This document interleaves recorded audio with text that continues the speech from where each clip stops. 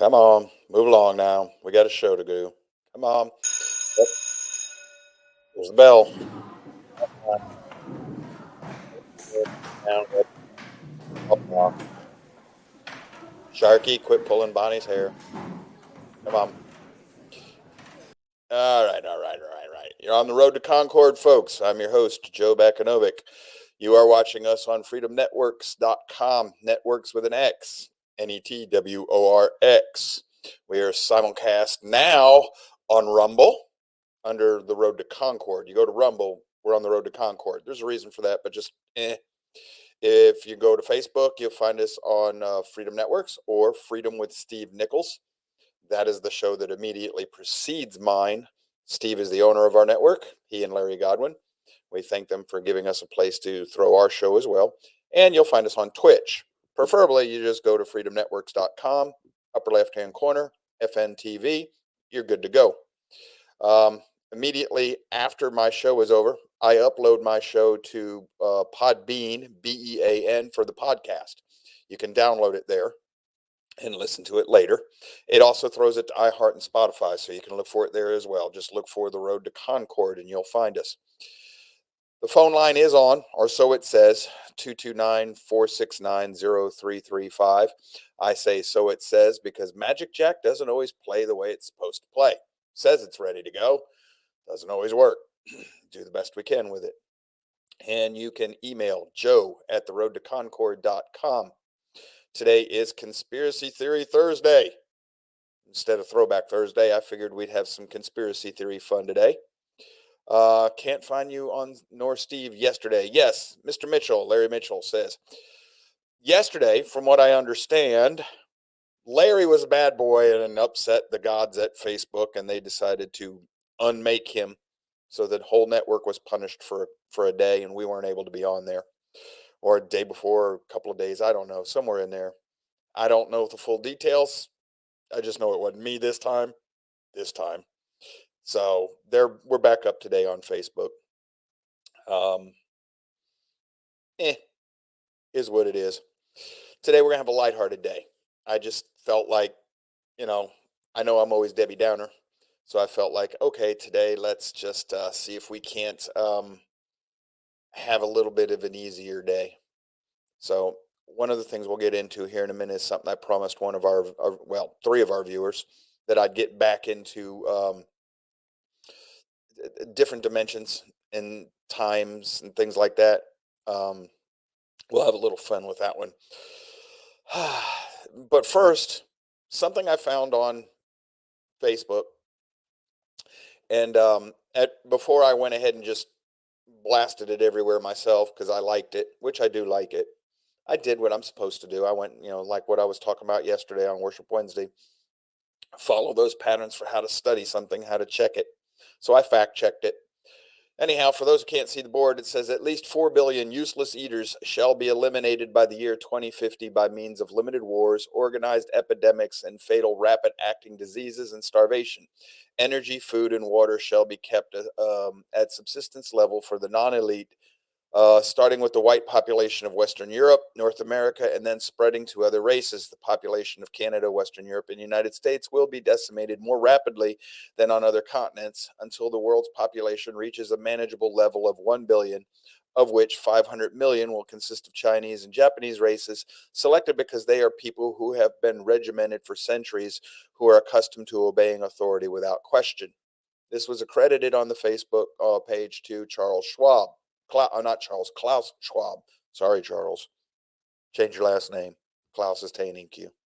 Anyhow, Klaus Schwab of Davos and the World Economic Forum crap. Blah, blah, blah. New World Order people.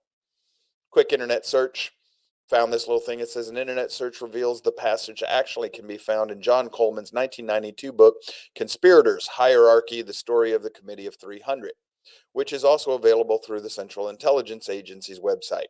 Coleman, who claimed to be a former British intelligence officer, cites British writer H.G. Wells' 1926 book, The Open Conspiracy, Blueprints for Global Revolution, as a source for his allegations. So, what we have is an accurate quote from one book cited as being from somebody else. Okay, got that. So what is there any validity to this? Well, first things first, that number 500 million, that rings a bell. How many of y'all remember the Georgia Guidestones that were recently demolished? I'm beginning to seriously, the more and more I keep watching the Depop crowd, the more I think that the Georgia Guidestones were brought down by this very people who built them because they don't want you to see what was written on there. Remember, some of that writing was in languages that you need a biblical scholar or an ancient Near East scholar to read. Yes, I mean, there was even Sanskrit on that stupid thing. Why would you write that? It's a dead language. You do it so you can tell people right out in the open what you're doing, not have to explain it. But when your little demon gods come along, they'll understand it because that's the language they were reading when they were thrown to jail. But that's a Bible conspiracy theory there, so I can't go into that one today. That would have to be for Worship Wednesday. So this book here by John Coleman, Committee of 300. Now that's an interesting one. I'll let you hunt that down on your own if you want. That's basically Illuminati stuff. I'm not going to go there today. What I am going to do is focus on H.G. Wells. Ha! You know him for War of the Worlds. Cool little story, right? Got everybody to kill themselves because they thought the world was being invaded by Martians. 2 of his books. How many of y'all been in class with me for any length of time? Recognize the picture on the right, where it comes from. The first book here is The New World Order by H.G. Wells. The second one is The Open Conspiracy by H.G. Wells. Both of them are about what he learned when he was inside the Fabian socialist movement. Fabian socialist movement? Does that word, that term, that phrase ring any bells with anybody? Ding, ding, ding, ding, ding, ding, ding. It ought to. So what we have here, because Mr. Wells got disillusioned with these people. He liked socialism, don't get me wrong. He's called, if you do a little search, just type in your computer, H.G. Wells Fabian. And the Fabian Society's official page will claim credit for him being a member, and they'll tell you what day he joined the Fabian Society. There's no leaving date, no dead date. He's considered to still be on the active rolls of the Fabians. But, like Aldous Huxley, H.G. Wells left. Joe, where'd you learn all this crap? Again, folks, I'm a charter member of Kooks, Keepers of Odd Knowledge Society. I read this stuff for fun while you're looking to see what your friends are eating for lunch on Facebook or watching the cutest little, kitty video. This is what I do for fun. I'm a little touched in the head. I understand. Back to H.G. Wells and Huxley. They left the Fabian Society. Once they realized what the Fabians wanted to do and where they were going to try and take the world, they said, no, thank you. So they left. And this is when H.G. Wells started writing these books to warn people about what was coming. This is the exact same pattern. Gee, where have I heard somebody tell me to watch for patterns before? Where did patterns? I don't know who he was, but somebody tells me watch for patterns. I hear it all the time. Patterns. Anyway, so H.G. Wells is the same pattern as Carol Quigley. Trilateralist Commission, right?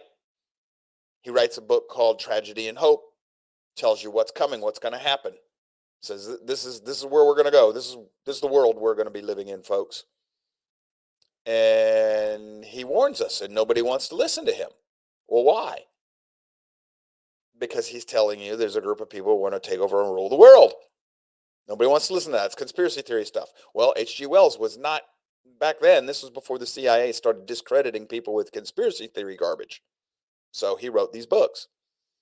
But when he wanted to give you the exact details of what was going to happen or what he heard, he wrote another book. This one's The Shape of Things to Come. Now, this one's a fiction book. Look at the picture. If you'll see that, that looks an awful lot like a lot of your science fiction movies that you see today. The big, tall skyscraper cities, the little flying hover cars and everything. This artwork goes back a ways. That idea, that's been in our world for a while, but this is the description I snagged off of Amazon. It says, of the book, The Shape of Things to Come, when a diplomat dies in the 1930s, he leaves behind a book of dream visions he has been experiencing, detailing events that will occur on Earth for the next 200 years. This fictional account of the future, similar to The Last and First Men by Olaf Stapledon, proved prescient in many ways, prescient rather in many ways, as well as predicts even such things as the Second World War, the rise of chemical warfare, and climate change. Funny, Werner von Braun predicted pretty much the same things. We've covered that before on Conspiracy Theory Thursdays. Patterns. The same thing being told to me over and over and over again throughout time. Almost like somebody was inside the little system designing all of this stuff, thinking it up, rejected it, and started trying to find a way to warn us about what these people, who they were, and what they were trying to do. Now, how would you do that if you didn't want to get suicided? Maybe you write a fictional book and tell everybody all the truths you know. Nah, that would never happen. Except it's happened many times. Brave New World, all of H.G. Wells's books, the one that was cited in that thing right there that we just read, a couple of more. You have to decide whether or not George Orwell's 1984 is a fictional book. And was he trying to warn you, or was he just boasting? Because Orwell, he's a funny one. A lot of Fabians will tell you he was a Fabian from back in his day. But the Fabian Society doesn't acknowledge him. I wonder why. Fabians say he was a Fabian, but the Fabian Society doesn't claim him. If he was, he never left the Fabian Society. Remember now, when you read 1984, it ends with, you're not going to win. You're not getting your way out of this. This is what's going to happen. And Orwell was the one who told you, if you want to see the future, just imagine the boot of government on the neck of humanity for all time. Yeah, you can read Orwell whether he was a warning or whether he was boasting about what he and his buddies were going to do to you. It all depends on how you see the world. I'll leave that to you. You decide for yourself. I don't know. Heck, what would I know? But now, what I was asked to do is talk about, I hit on this earlier this week. I was just playing around with multidimensional theory, blah, blah, blah. Apparently, it struck a chord with more of you than I thought it would. So where I'm about to go for the rest of today, let's set the groundwork. Everybody listen to me, hear me clearly. This is fun time. This is just yuck yuck from this point forward. I'm not telling you any of this is real. I'm not saying that. I'm not saying what I think about it. Is it real? Is it Memorex? Is it just, did I have indigestion after a bad meal and just dream this up in the middle of the night? That actually comes out of a science fiction book. I'm stealing a line. I don't remember the book, but so from this point forward, we're just going to play. It's all just thought games. Do what you want with it. I'm not going to connect Firefly. I ain't going to do anything there. You do what you want with this. It's up to you. But I was asked to just muse on this a little bit. So I made you a slideshow. We're going to start with time in multi-dimensions. Multiple intersecting dimensions of time. Well, personally, I'm going to just tell you there are two. Could be more. I say two. This is me arguing that time is actually a dimension. Now, if you look into this, you'll find people who explain it to you, try to diagram it, blah, blah, blah, blah, blah, blah, blah. Go look into it on your own. You got your own time to do this. If you have a second, time is a dimension. You and I, because of we're stuck in a part of the way the universe is made, we see time linearly, like it's like a river. You're stuck in it. You can't swim upstream. You can't go backwards in time. Now they'll tell you you can, but I don't know how that would work. Not if you stay in this time plane as we understand it. Now, what's really cool, quick rabbit, today's going to be one of these days that you're going to have fun keeping up with me, man, because I'm going to it's Joe on free thought, so you're going to have to strap up, buckle in, man, hold on tight. Quick rabbit. There's been some discoveries that suggest that time is actually slowing down. What? Yeah. You see, the speed of light is slowing down. And most people say, well, okay, if the speed of light is slowing down, then that means it's not a constant. Yeah, but it could also mean several other things. It could mean that the expansion of the universe is speeding up, and in that way, the distance that light can cover in a set amount of time isn't as far because the distance. But you see, there's a problem with it. There's the distance gets bigger. A mile becomes more than a mile. Light can't travel, but it should still be able to travel a mile. We should notice the distance in what the ruler measures as the dimension. Height, width, and length change. We shouldn't be able to notice that. But time wouldn't work that way. So if light is slowing down, what it could be is time is slowing down. Almost like you might be losing a third of the day. I've heard that somewhere too. I read that somewhere, but that's irrelevant. Don't worry about that. But if you're stuck in this flow of time as we know it, as we experience it, you just got to go from point A to point Z in one linear direction. There's nothing you can do about it. Now, what if this universe is exactly what the mathematicians predict? They say there could be 7, it could be 9, could be 11, could be 13. They don't know. This is one of the things you got to understand. Mathematics is a lot like a lot of other things. It's kind of like, religion and a lot of other metaphysical things, like logic. You can make it say whatever you want.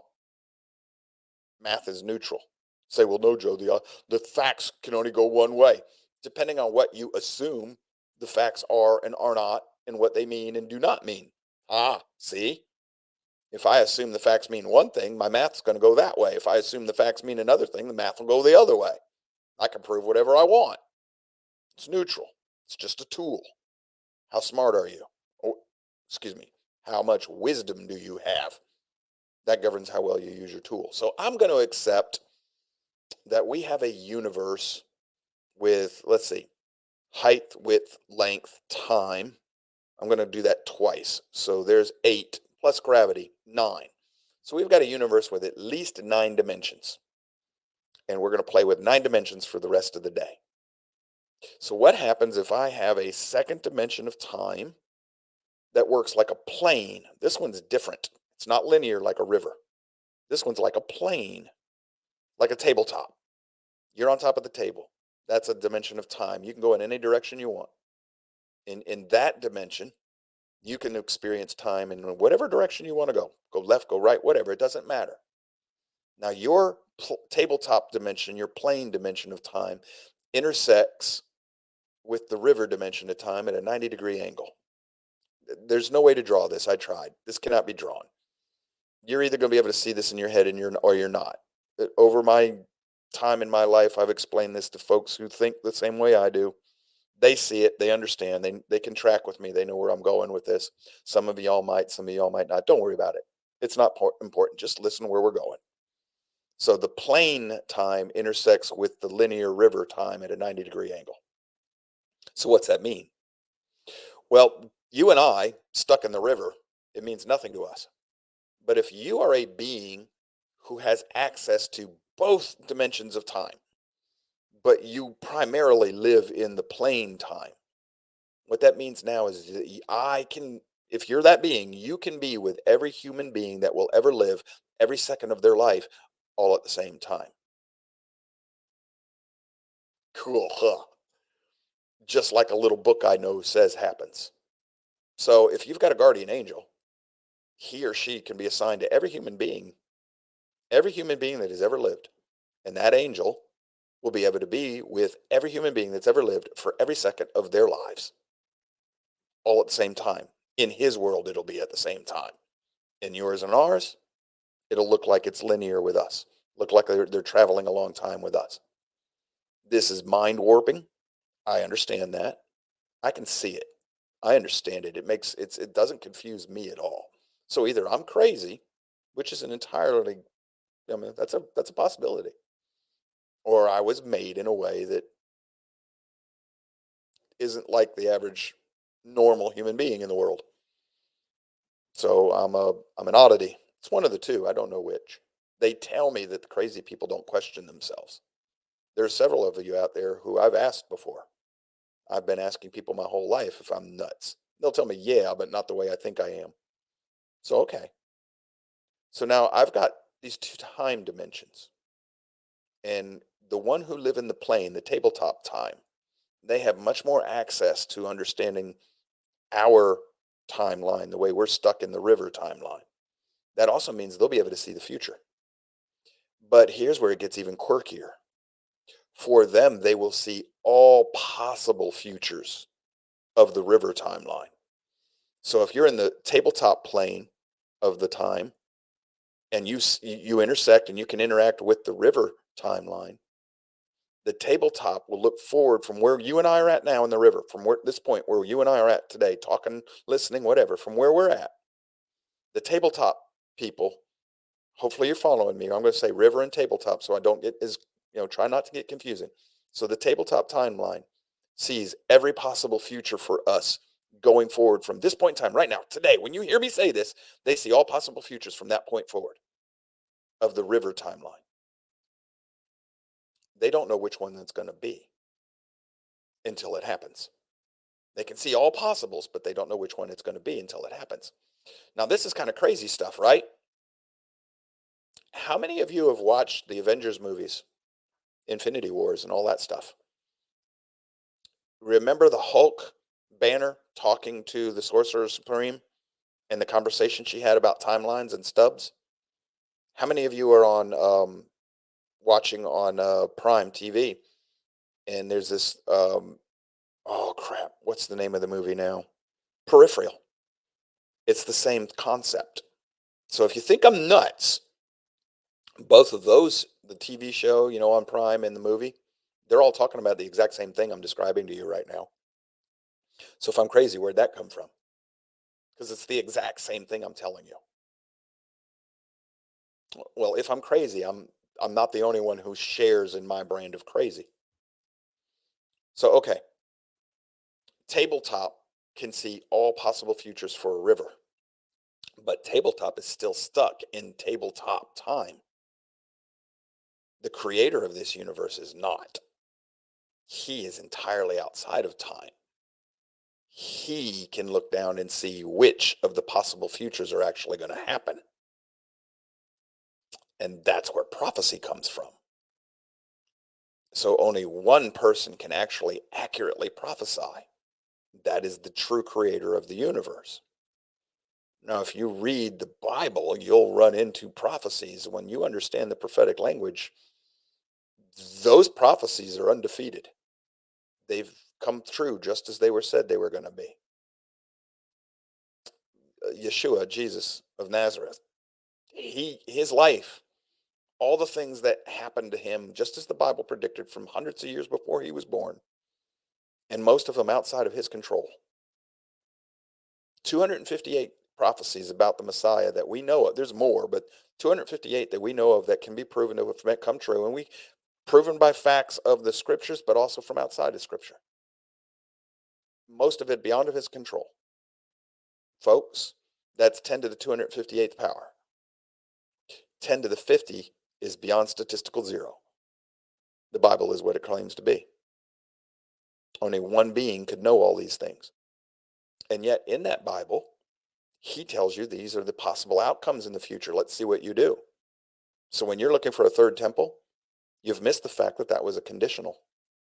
And we didn't do what we were supposed to do as a people. So now, instead of what you think is the third temple, you got the temple of Herod. That's what's going on there. But this is also what's going on with people like Edward Casey and some of the other mystics who have gained access to this part of the spiritual world, of the multidimensional world.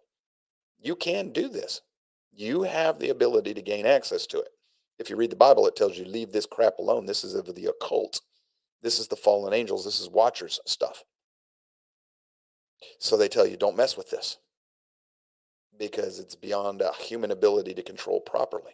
All you're going to end up doing is being used by people who do know how to control it and use it, and you're going to be used to do evil. And that's why Yahweh tells you stay away from it. But there's time. That's what we've done with time.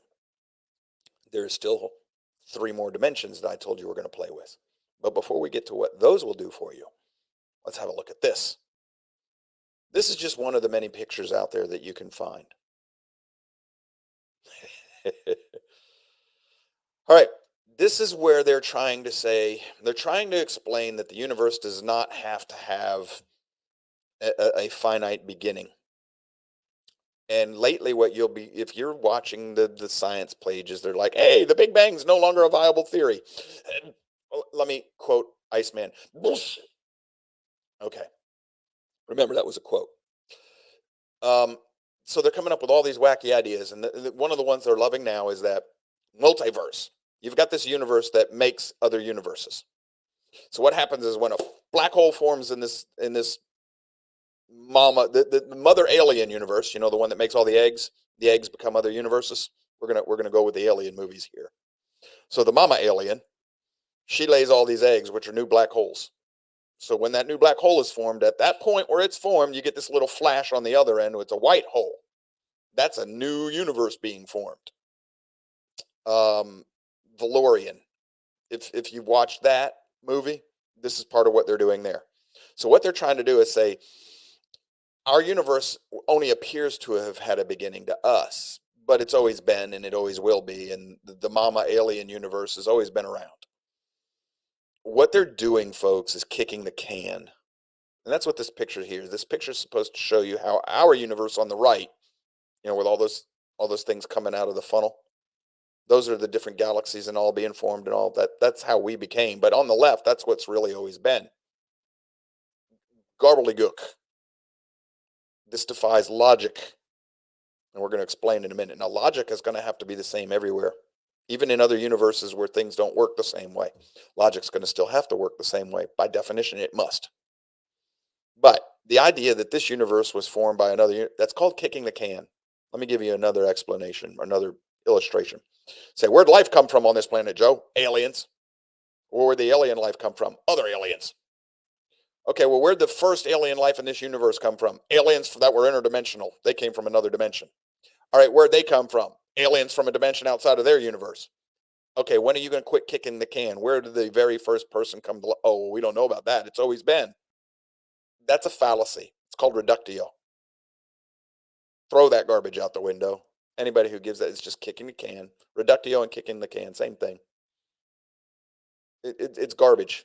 Nonsense. The people doing all of this, working the math and coming out with their brilliant arguments, they should know better. All this is Stephen. Remember when we proved Stephen Hawking didn't know what he was talking about? You remember that show? This is that show, literally. If you look at this picture here, where it says singularity, the little circle there, and then to the right of it, at least as I'm looking at it, you see this white cone. That's how Stephen Hawking draws the production of the universe. That's exactly how he draws it in his second book.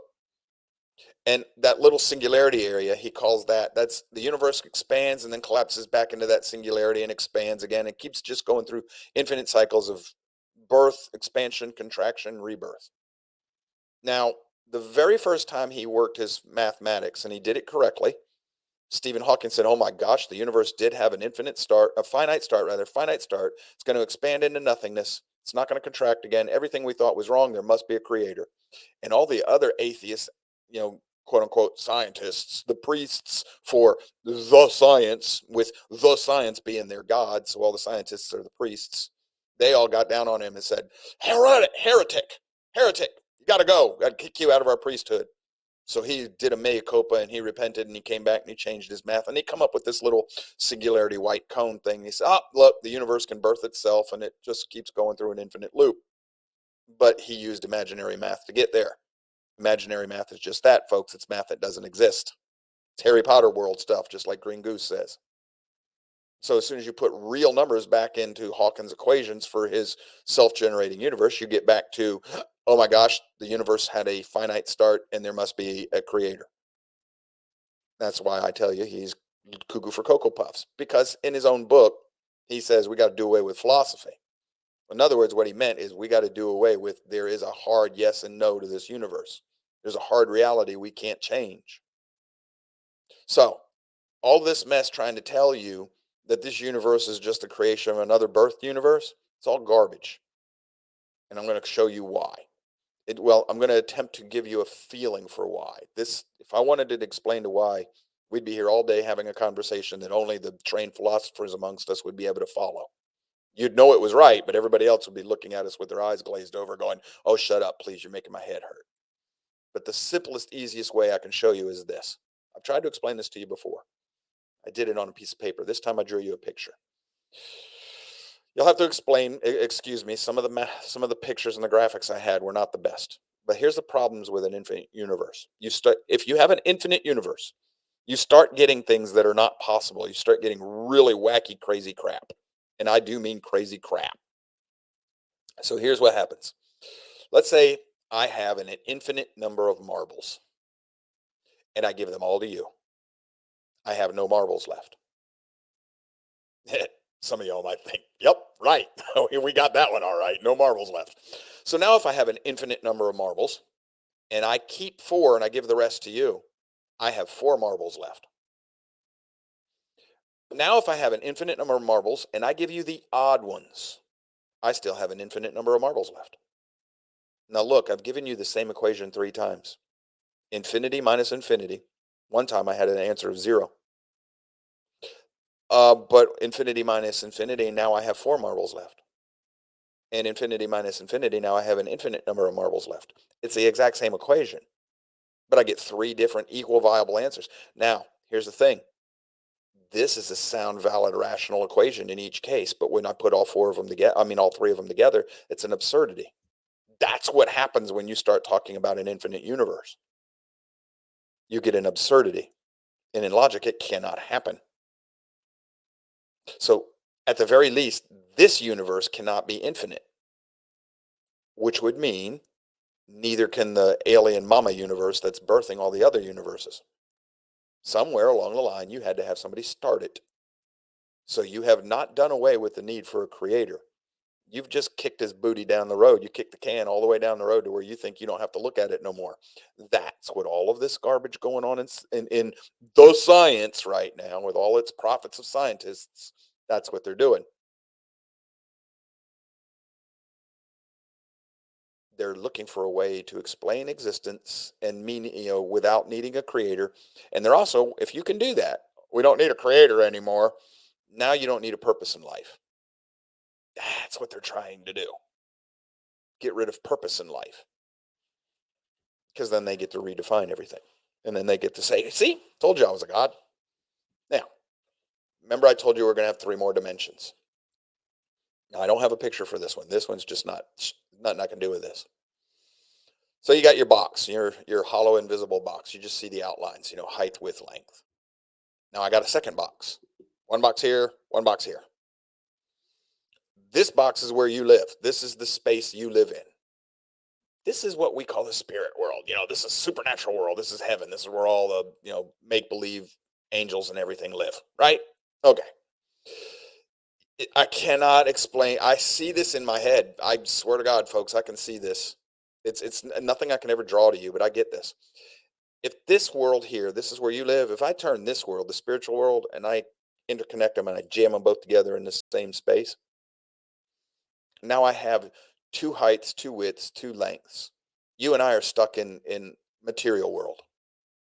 Now, spirit world, it has access to both. If you live in spirit world, let's just say you have access to both. You can come and go at will. You can live in spirit world, manifest yourself in material world if you choose to do so, or you can just stay in spirit world. Now, what's this do, Joe? How's this help us with anything? Well, for one thing, all of the planets and matter in spirit world, gravity is the same through both dimensional worlds. So gravity spans spirit world and material world. Now, our physicists tell you there's got to be this thing called dark matter, and 90% of all the matter in our universe, we can't find it. It's out there. We know it's out there. We can't see it. So it's dark matter. No. It's in spirit world because gravity runs through both and affects both equally. So that's where your spirit world, that's where your dark matter is. And that's why you can't, well, Joe, they found pictures of dark matter. No, they haven't. They've told you that. That's not what they found.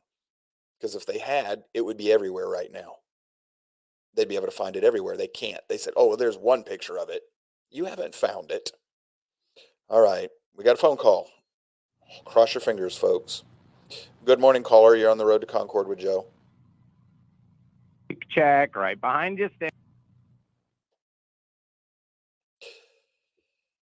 We think we know who he is. He gave us a name of somebody he claims to work for in Albany, Georgia. We found that name on a person who lives in Albany, Georgia on Facebook. We're going to do a little checking.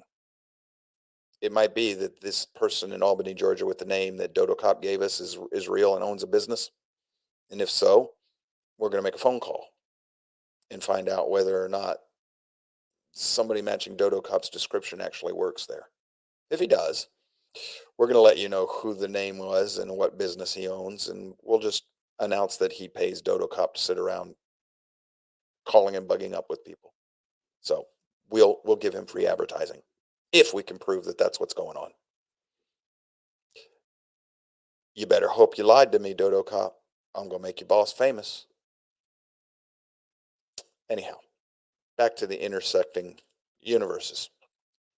Dark matter lives in spirit world. So what else does this do for us? Well, for one thing, if you primarily live in spirit world, you can walk through walls in material world and just right into the room through a locked door. For the next few minutes, folks, or next half hour or whatever, I'm not going to answer the phone, just so that you know. So if you're trying to call right now, I'm just not going to answer the phone right now, because Dodo Cop's got a habit of calling back over and over and over again.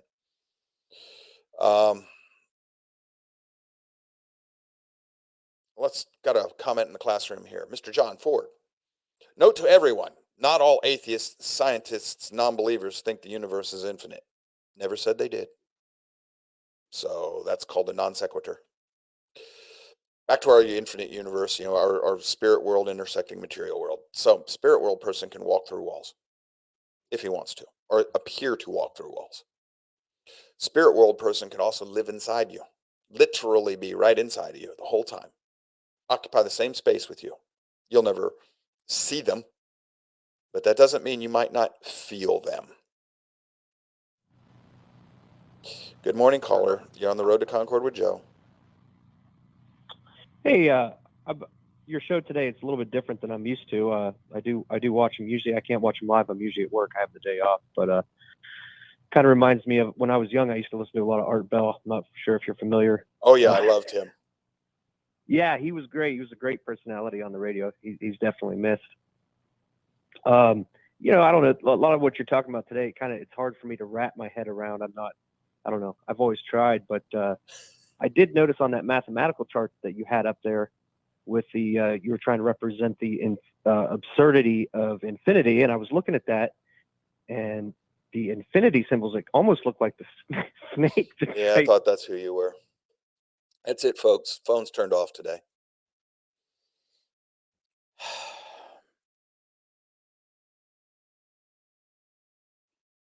I don't know who you are that calls this. If you and I ever cross paths in person and I recognize who you are,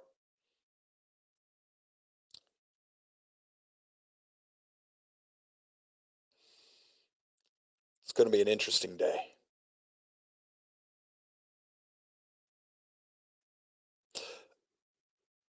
Back to where we were trying to be. I turned the phone off, folks. Magic Jack's off. As soon as I can, I'm going to get myself a producer to screen these people. If the New World Order people want to end useless eaters, I know where they can start. That's pretty harsh for somebody who calls himself a Christian, Joe. Yeah, but my instruction manual tells me to get rid of such folks, to remove the evil from amongst me. So I'm just going to be obedient. I was a Marine. I'm just a glorified secretary, as William likes to say. I arrange for appointments. We make an appointment for, Jesus judges each and every one of us. I just arrange for you two to meet. Yeah. Anyhow, I'm trying to explain how the universes will work here. So if I'm in spirit dimensions, I can intersect with material dimensions at will. It allows me to actually occupy the same time with you, same space and time with you at the same place. And you won't see me. You might feel the spirit being there, because that's going to be a different energy or different force that'll transcend boundaries, like gravity. But having these extra dimensions lets me do all sorts of other cool things too. If I can fold things back and forth through the different dimensions, if I have that type of access or ability, I can literally stop the sun in the sky, stop the earth from moving. and you won't go flinging off the earth. It won't mess up the laws of physics of the material space because you've been folded into another space where the laws don't work the same way. It I mean, if you research it, you're going to find stories about the long day in history. Got nothing to do with the Bible. They're outside the Bible. No, I've found one where they recorded it where the sun wouldn't set for almost 48 hours. The interesting thing is where that story was recorded. It was in Japan, if I remember right. So if the sun didn't set for 48 hours that day, given the lat longe and the distances and everything, that would have been roughly high noon over the Middle East. That's where the sun would have appeared to be for 48 hours, which matches another story I know. But the one about the day that wouldn't end, that's secular. That was recorded by people who didn't even know about the Middle East at that time. And you'll find that story about the long day in more than one culture's archives. It's also in the Chinese. They talked about the sun wouldn't set. This is what happened there. And everybody says, well, that's not possible. See, the Bible's wrong. Not if those extra dimensions exist. Then it's entirely possible. Everything described in the scriptures would be perfectly possible. And it would not violate physics at all. The physics of a nine-dimensional universe. But you got to be able to understand or wrap your head around some of it, how it works. Whether or not you can, that's up to you. I don't know. I just know that I can see it and understand it. And I'm relying here on the fact that I was made to see contradictions. I see them like OCD things, like people, if somebody has OCD real bad, like in the TV show Monk, they'll notice things that you and I will never even see. It just jumps out at them. Contradictions jump out at me. There's no contradiction anywhere in any of the things I've just explained to you this morning with different dimensions and space. There's not a contradiction in there with anything that I think of as physics. And remember, I'm just a couple of hours classes away from having a mechanical engineering degree. Well, being able to take my PE test, practicing engineer test for mechanical engineering. And technically, I'm also a scientist. I have a degree that has ology on the end of it. And I am a classically trained philosopher. And what I just explained to you doesn't contradict with any of the three things those three fields that I was trained in. Is the spirit dimension detectable? Not with our material world senses. No, Mr. Ford, it isn't. Has it been proven in the way you want it to be? No. But you're asking, has it been proven according to the science, which is your God, and scientists, which are your priests, and they dictate this is how it must be proven, this way and no way but? That's a fallacy.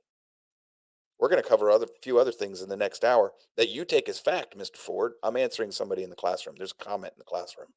I'm answering him. But there's some things you take as fact that can't be proven either, such as evolution or climate change. Now you take those as just sacraments of your faith, Mr. Ford, as being that's just as real as I believe Yahweh is. But you take them as real. You can't prove them any more than I can prove Yahweh being real to you. But now there's a difference. If I test Yahweh according to the way the Bible tells me to do it, yes, I can prove him every time. If I test climate change and evolution according to your science, no, you're following a false god. I can disprove them both times. And we'll talk about that in the next hour. Yes, Mr. Clark. It says CERN has been accessing other dimensions and screwing with time. I wouldn't necessarily put that beyond the realm of actually happen of reality. I think it might. And Mr. Clark makes a comment here, folks. This is a good comment. Here's one of the things about why I say an infinite universe can't be real. If you were keeping up with what they were doing at CERN, there was one point they were going to run a test, and some scientists were saying, don't do this. You might create a black hole that'll devour the Earth. They did it anyhow. They're like, poo-poo. We know what we're doing. We're little gods. We're the priests of the science. Everything will be fine. And they went and did the experiment anyhow. Luckily for us, nothing happened. But here's the idea of an infinite universe. What if the same idiots at CERN were told, no, no, no, no, don't do that test because it could destroy the universe. It didn't cause the black hole. We're good. Only this time it did exactly what the warning said. It destroyed the universe. That's what would happen in an infinite universe. Somebody somewhere would have destroyed it by now and you wouldn't be here. All sorts of other really cool things in an infinite universe. If a million years ago, no, a billion years ago, we got an infinite universe. So as far as you and I are concerned, we go back a billion years. Stop right there. And we start doing infinite regress. You're going to find out that you can never be created because you didn't exist before that moment, before that moment, before that moment, before that moment. We can start doing what's called the reductio regress. And you'll find out that it's not possible for you to evolve because before you can evolve, there has to be an infinity of time behind you. And you can never get to that infinity of time behind you. So you can never evolve. And yet, the linear time says you have to be able to evolve because linear time exists. And there's another one of those absurdities that happens because of infinity. So philosophers know. I mean, the Greek philosophers rejected the infinite universe a long time ago because they figured this out. It's not possible. Can't be done. So I reject it as well for the same reasons. I understand the logic. Water jug. You're really going to want to go back and listen to the first half of this class. Well, first hour, talking about stuff I think that you'd really enjoy. Um, yeah, just when you get a chance, go back and do it. It'll be on Facebook, Water Jug, but we're also on Rumble now. Just look for the Road to Concord on Rumble. You'll find us there. Before we go to the break, folks, little housekeeping. If you go to Rumble and you look up the Road to Concord, you're going to find two different places you'll find us. Look under channels. You know, you got the little search button at the top. Next to it, it says videos, but there's an arrow. Click on that. You're going to see channels. Search for the Road to Concord right there. All one word. One word. That's actually our channel on Rumble. That's the one you want to subscribe to. If you ever see one of our logos or something and you see the Road to Concord where it's the Road to Concord, 4 different words, that's the specific video that we're throwing out. When we do this, as we get going, we're learning. Please bear with us. We're learning. But we're pretty sure we'll set it up now so that you'll see the video and then it'll disappear. And it'll be archived on the channel. So it's kind of like, you know, Leave It to Beaver and Mayberry and all this other stuff. Those are different shows on the channel, you know, like CBS or NBC or whatever. Channel 4. Well, I'm one show on Channel 4. The Road to Concord is one show on the Road to Concord's channel. I just happen to have the same name for both of them. You want to subscribe to the one that's all one. You want to look for the channel, subscribe to the channel. Otherwise, you're just subscribing to the show. That'll be dead. After the show's over, it goes into archives. Nothing happens with it. Please subscribe to the channel. I understand. I know. Freedom Networks. It's also going to help us grow Rumble. So I really would love you to, if you're of the mind, subscribe to the Road to Concord channel on Rumble, and anything we do that you like, hit the up button, the positive. If we do something you don't like, hit the negative. I'm not telling you not to yell at us. It's up to you. But those rumbles also help rank our channel and elevate us. And if we ever get big enough, they'll put us in the daily competitions and we get to go head to head with Crowder. We'll never win that one. I'm not a personality. The people watching Crowder are always going to be more than us. The audience I'm after, the audience I'm going to capture, the audience that watches me, you guys are very, very different from the audience that watches Crowder or Hannity, et cetera, et cetera. If your brain is not ticking, you're not watching me. Unless, of course, you're a moron that needs to call in and yell about a snake. Stuck on stupid. You know, I get that. But he's already told us he's paid to be here. Now, he'll tell you that was a joke. No, it wasn't. No, it wasn't. He's paid to be here, cause trouble. So go to Rumble. We'll work on it. We'll figure it out. If you have an account and you're logged in, you can comment on Rumble. That's kind of cool. So you still get to comment. The cool thing with Rumble is as you talk back and forth with each other on a certain thread, it keeps it nested and it's easier to keep track of. It makes more sense. It's not as easy to get lost as it is in Facebook. It keeps that whole thread tied together real tightly, but everybody can see it. You don't have to go search it out separately. Plus, this is easier archived. Let's say, hey, Joe, I need that show from 2 months ago. You'll go to our channel and you'll just scroll down until you find it. Then you just take the link and share it wherever you want. Right now, you're going to have to scroll through months and months and months of Facebook feed to find it. That can be aggravating. You go to our channel, you just search show number, whatever. If you got an idea what it was or part of the title, that'll help you find it too. So Rumble's going to be a powerful tool for us. I'm hoping you'll join us there and you'll help us grow that and use it. As you're telling people about the show, I keep telling you, I know I'm an acquired taste. Like I said, one day I'm hoping that he'll call in and explain how he got from where he didn't like me to where he liked me, because he hasn't totally explained it to me yet. But we have a listener who said the first time he encountered me, he just thought I was an arrogant know-it-all. I get it. I hear that all the time. But somewhere along the line, those same people, if they stick with me long enough, start going, wait a minute. He might be arrogant, but he might actually know a lot about what he's saying. It's up to you to decide. I just know I'm an acquired taste. I don't understand why. I don't. This is not one of these ones where this isn't just rhetoric. The people who stay with me, I don't understand why you do. But you're not alone. It's just you're small.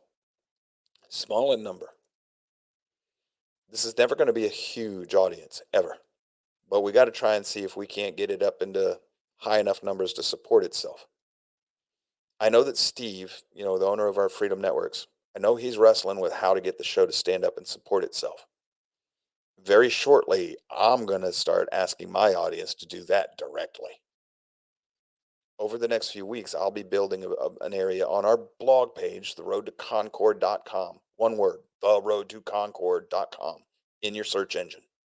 You'll find us. It's my blog. It's really simple. It's not a fancy looking blog. It ain't all sophisticated. I built it, so simple was important. Me and computers didn't get along back then. I'm learning fast now. I'll update it. I'll get it looking better. But it supports this show. This show is supporting the blog page. The blog page is going to have an area where you're going to be able to donate soon in many different ways. And we're going to be putting donate buttons into the videos soon. We're going to start making shorts, teaching shorts that we can keep on YouTube without getting canceled. Go over fallacies, little pieces of logic, little pieces of history, things that you can share with your friends, especially the younger people. I'll keep those videos 3 to 5 minutes long, no longer. Short and sweet, in and out. Hammer it home, be done with it, give you the evidence, bring the receipts, challenge you to prove me wrong. I'm going to give you as many ways as I can to share this, as many ways as I can to use it. All I'm going to ask you to do is help me spread the word, because I really do not need to be self-promoting. That's a problem for me. But I need your help to do that. And when you do, just please ask people to give me a chance. I'm a lot like Jordan Peterson, only not as readily acceptable and easy to digest as he is, because he's still of the world.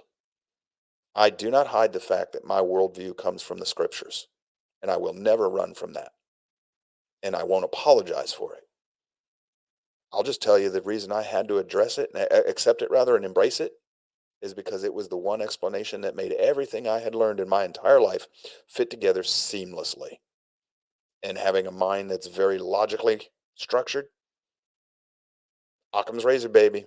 When you give me a simple little answer that explains everything I'd learned in my life, that's where I got to go. So that's what I did. So it is breaky time. And when I come back, we'll start with some more fun little theories, conspiracies, and really kooky stuff. Oh, incidentally, everything I just described about the, real fast, all that other stuff, it helps for quantum mechanics, the uncertainty principle there. It also helps with string theory. That's kind of cool. It will solve a lot of Sheldon's problems. it also explains a lot of the things in scripture that people laugh about. Anyhow, when we come back, we'll start with UFOs and aliens. That ought to be really good fun, huh? 3 minutes, have a little fun, get a snack. You got a lot of time. 3 minutes. Move it.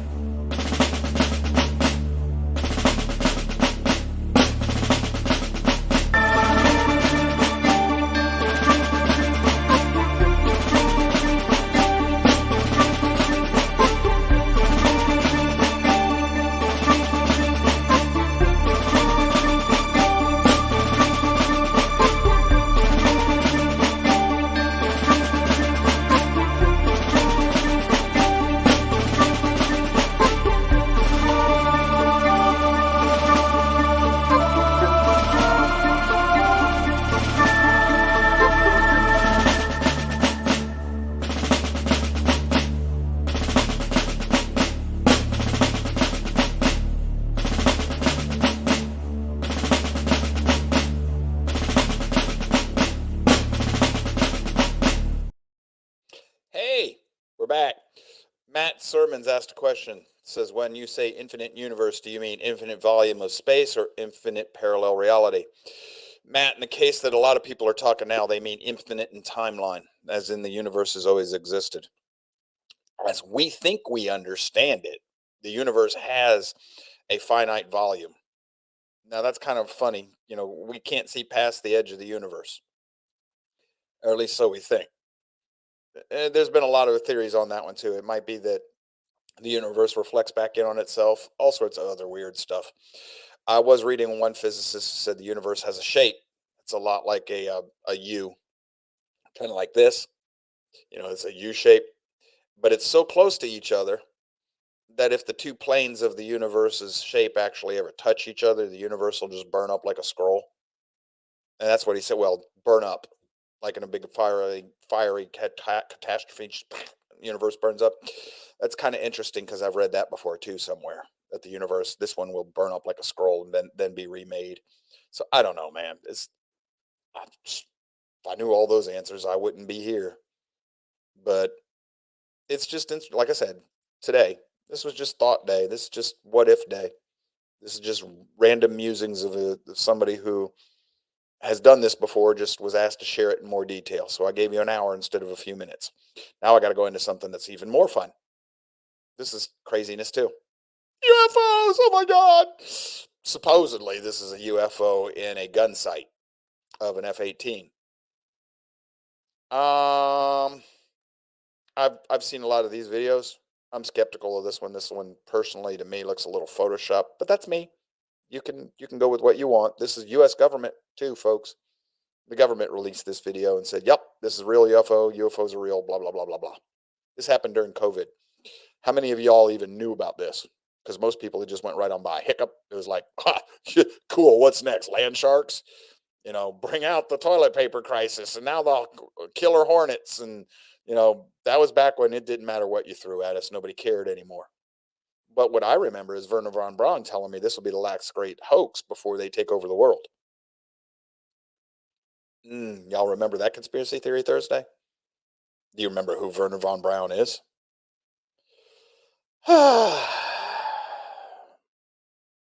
Andrew Cole. I wonder if he's our dodo cop.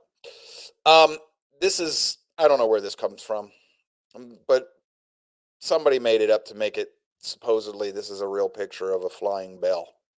World War II, Nazi Germany. I don't know. But I use the picture because it works.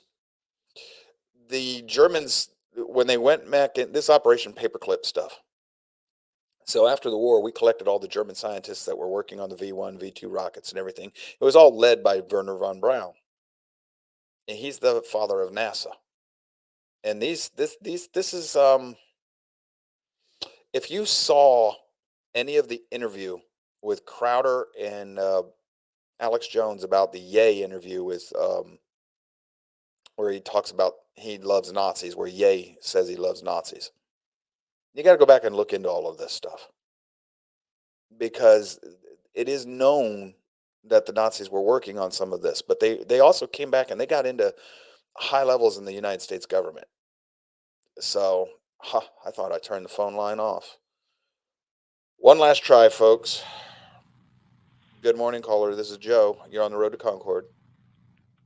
Hey, Joe, it's Sharky. Hey, it's a real person, guys.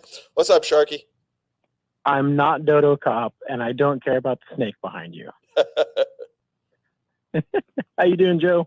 I'm doing all right. How about yourself? How can we help you today?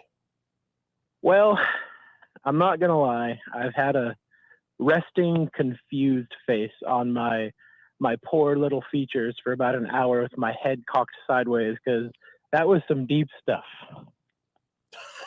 Okay. Sorry.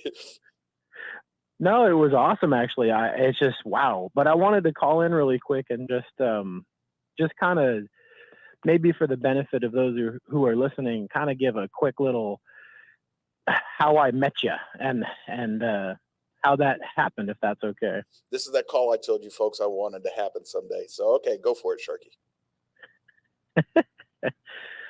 So, I've walked with Yahweh for about 20 years, and I kind of learned as much as I could from as many men as I could, but I kept running into a problem. And the problem I kept running into was everybody's data conflicted with each other. Like, I would learn from a teacher, and I was very grateful for learning from a teacher, but the data conflicted. I just was like, my spirit was like, something's wrong. Like, I'm grateful for the knowledge, but something doesn't fit right. So 1 year, 3 years, 5 years, 10 years, all the way up to 20 years, I had kind of got fatigued. I was kind of like, okay, I'm not really convinced there's a good teacher out there because I see a lot of flaws in every single one of these people's teachings. Not little flaws, huge theological flaws, logical flaws. And so fast forward to today, I was at a Sabbath Bible study, and my one friend, he's like, you got to hear this guy. You got to come study with this guy, Joe. And I was like, here we go. Fine. And I show up, and Joe's got a big old grin on his face, and he's talking Bible. And when I first saw him, I'm like, what an arrogant prick, you know? Sorry, pardon the P word, but like, I'm like, this guy just thinks he knows everything, you know? And I just kind of walked away from the class, and I didn't think anything of it. But then I went to another class, and I'm like, wait a minute. Okay, what he's saying makes sense.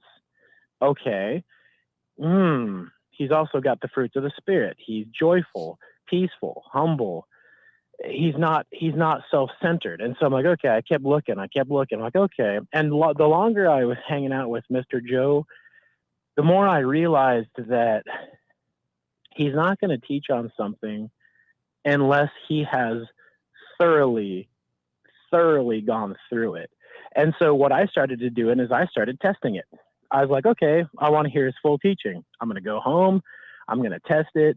I'm going to put it to the test. Well, it passed.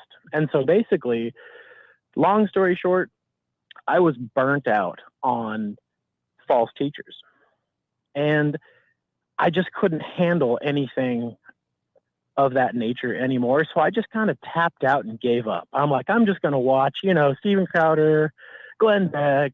I'm going to click and do lols on the internet. And then I just kind of gave up. But now, oh my gosh, now with this new show and all this new information, I don't have enough time to study anymore because there's just been a whole new world opened up to me. Well, for one, I appreciate you for calling in. Thank you. But now you've been with me for a little bit. I want you to do me a favor. And Yeah. I'm just going to ask you a question. You give your answer to the audience. Do I ever tell you to accept anything I say just because I say it? No, never. What do I tell you to do?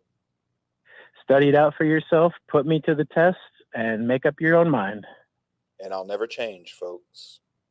That's probably why and that's Sharky likes me. And that's the last thing I kind of wanted to say is that I think right now, and then I'll jump off because I'm really enjoying today's show. I think right now in our culture, people are just mentally fatigued. I think that we have, because you go onto Google and watch all these different shows, that there's so much information coming at you that you just don't know how to sort it out and you can't find that capital T truth. I think how this show is different is it is helping me find capital T truth, things that are provable historically, logically, scientifically, mathematically, and it all fits with the spirit. So I just had to call in today and rant about that.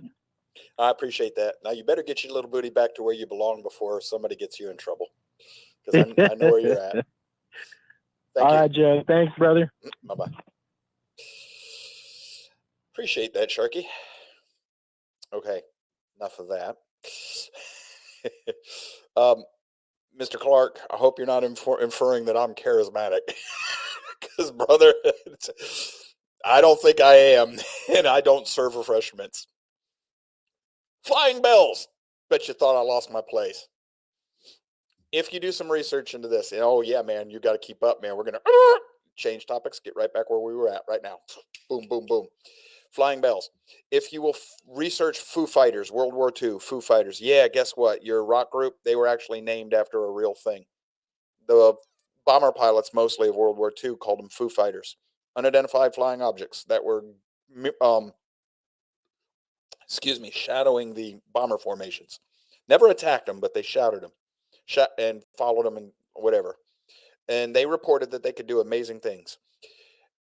I'm pretty sure what they were seeing were the first craft of that the Germans had started to use. Now, on this picture, you see some writing there. This is one of the reasons I think this picture might actually be real. Because the people who reported seeing these flying bells in World War II, yes, there are many reports of this. It's in the Operation Paperclips files. You can go look it up if you want to dig deep enough. They reported writing on the outside of these bells that nobody could decipher. We know it's connected to the occult, which is also going to take you right back to that interview between Crowder and Alex Jones, talking about the Alex Jones Yay interview with the Nazis, because Alex was mentioning how Hitler was into the occult. This is true. One of these days we got to talk about Hitler. Anyhow, the flying bell, what's that got to do with anything? The very first UFO crash report in the United States is not Roswell. It was right outside of Wright-Patterson Air Force Base, which at the time was the head of what you might call the forerunner of NASA. And it was described as a flying bell that would fit on the low bed trailer of a truck, because that's what they did. They collected it and they flew off, drove it off after they caught it. perfectly the witnesses. This picture here that you're looking at is what they described. So, UFO in the picture of the gun sight of the F-18, right? Flying bell. Here's another dramatization of a ship that was in the sketches of the Nazis' design program that they were working on designing this. This is also kind of, there's shadows of this and hints of this in the Indiana Jones shows, if you know what you're looking at. So this never was really built. This picture here is another flying saucer thing with guns on it. It was never really built, but the picture was the concept, the sketches and all that was found in the Nazis' papers from World War II. So I know about this one too. But that looks an awful lot like what we think of as our flying saucers, right?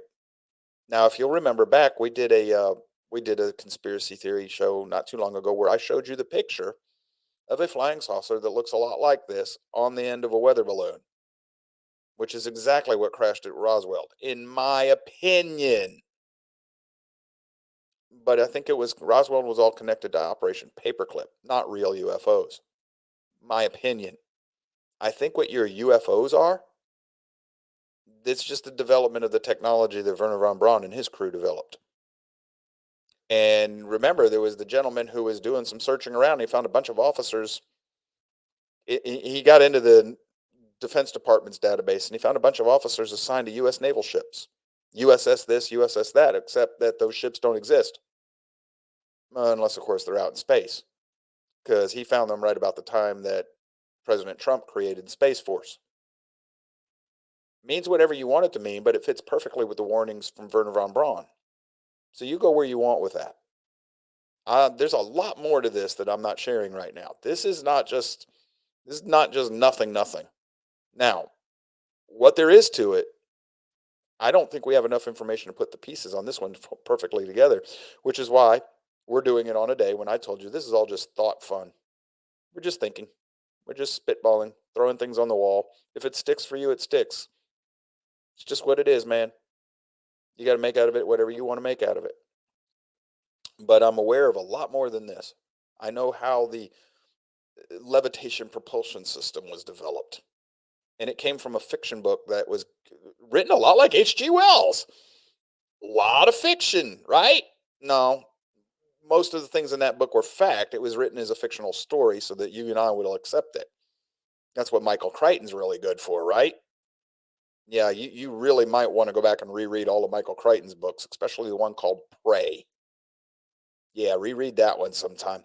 Because Prey lines up perfectly with the book I'm thinking about right now that told me how this technology for the UFOs was developed.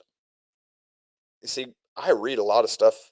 I cast a wide net. And because of the way I'm made, I might get one little grain of jewelry out of this entire pile of mess I was reading through, and I'll hold on to it. And then 2, 3 years later, I'll find another grain. They go together. Most people would never see it. They click immediately for me because I'll immediately. This is what Jimmy Zinker calls my filing cabinet. As soon as I find this second grain 2 years later, I remember this one. Boom, right together. I read Prey in 1990s. I read The Facade 2, 3 years ago.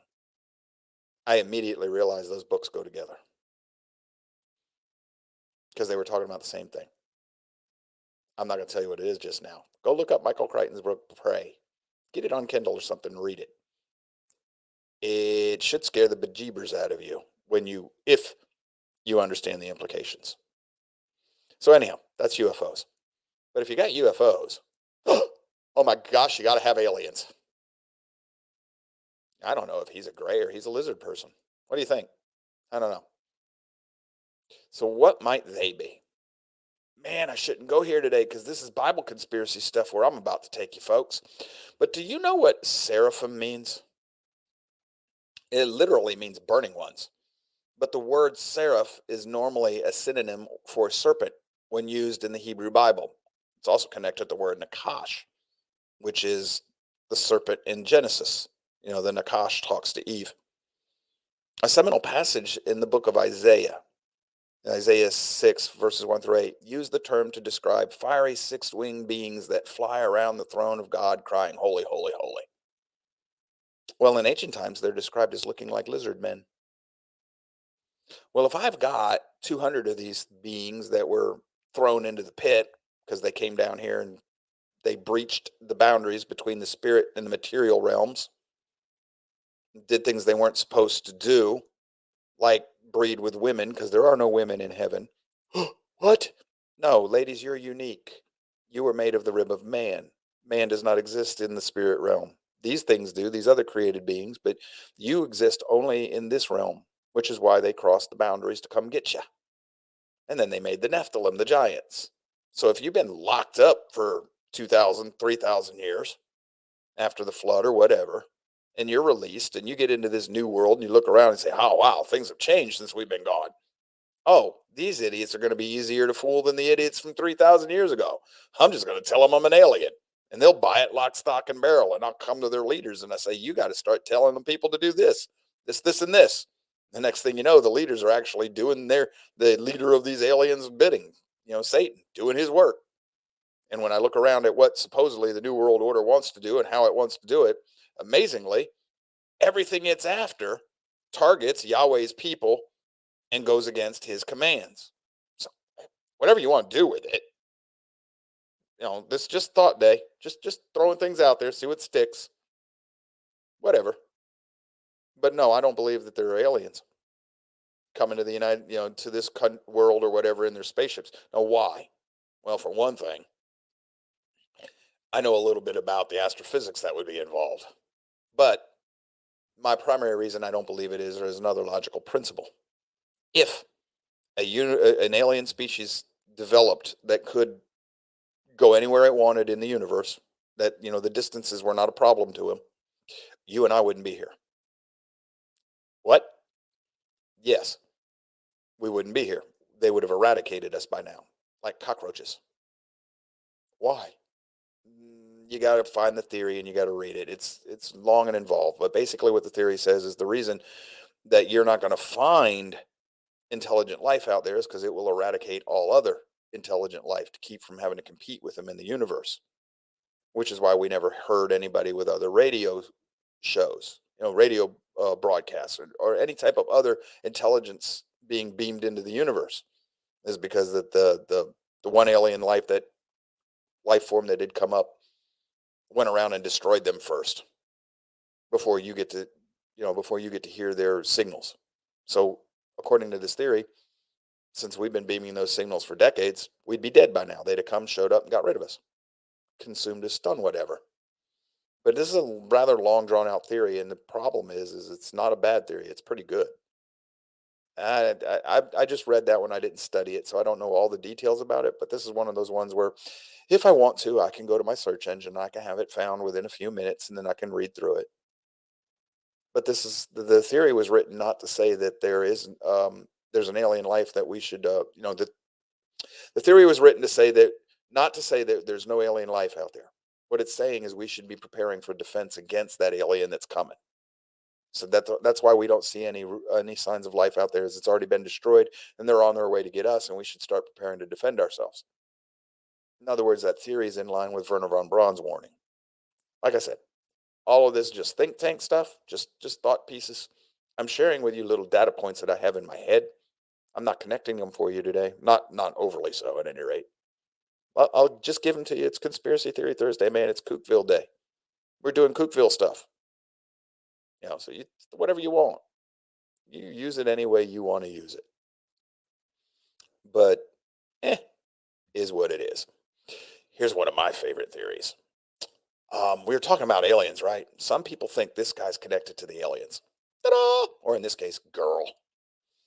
Yeah, T-Rex, I hope you're out there with us today, man. That's Bigfoot. T-Rex doesn't like Bigfoot. I don't understand why this one's such a problem. We got more evidence of Bigfoot existing than we do of the dinosaurs. What?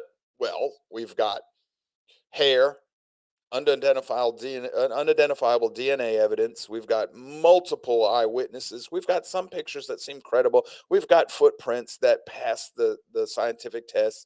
We've got impressions in the mud that show dermal and ridge points. We've got all the evidence we need that proves that there's something out there running around. And if it was anything but Bigfoot, they would accept it. Science, John Ford's God. would have already said, yeah, it exists. I don't know why they don't. Before I go into Bigfoot specifically, I want to address one thing. In my business, what I've done for 21 years, I've got a mentor.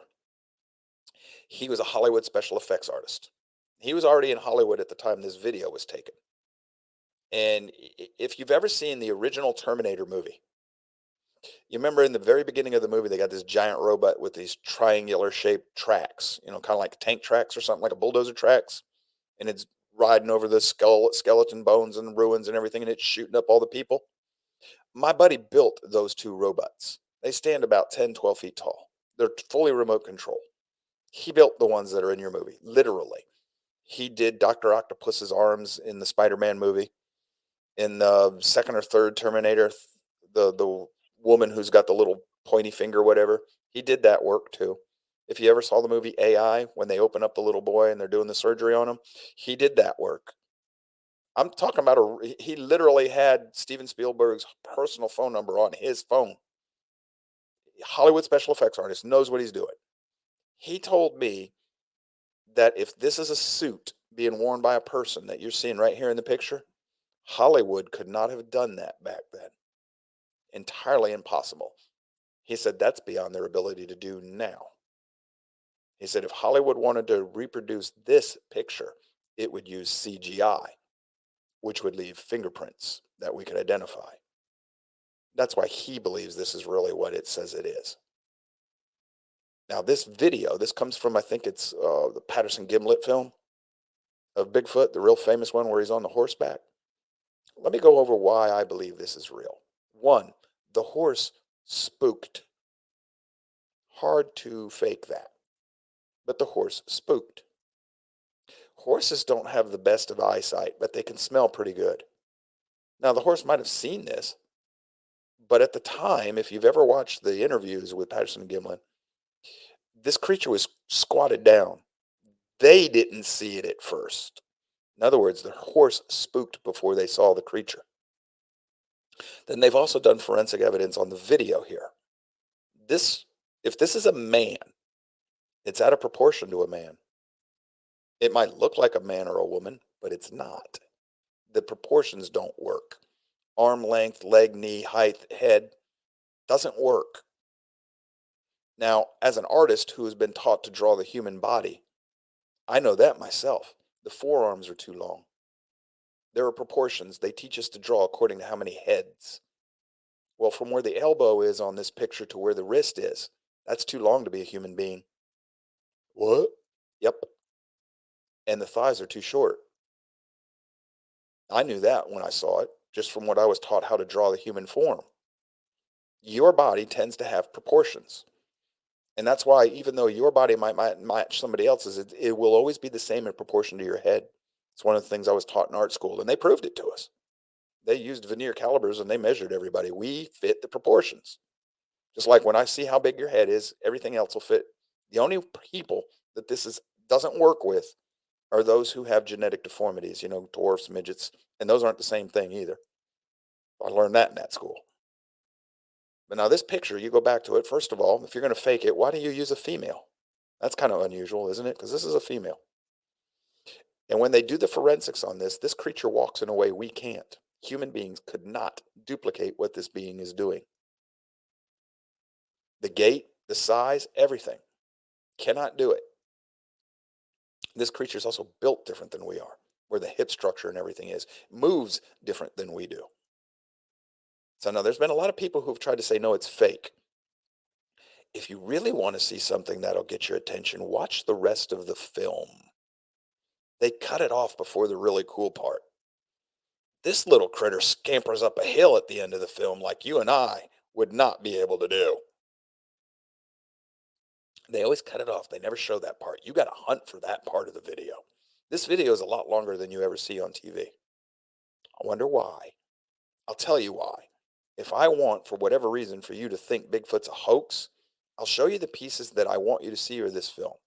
I will not show you the part that proves my debunking is garbage. Because when you watch what this creature does at the very end of the film, you will know that no man can do it. And ergo, they're telling you that, see, proof it doesn't work. is a lie.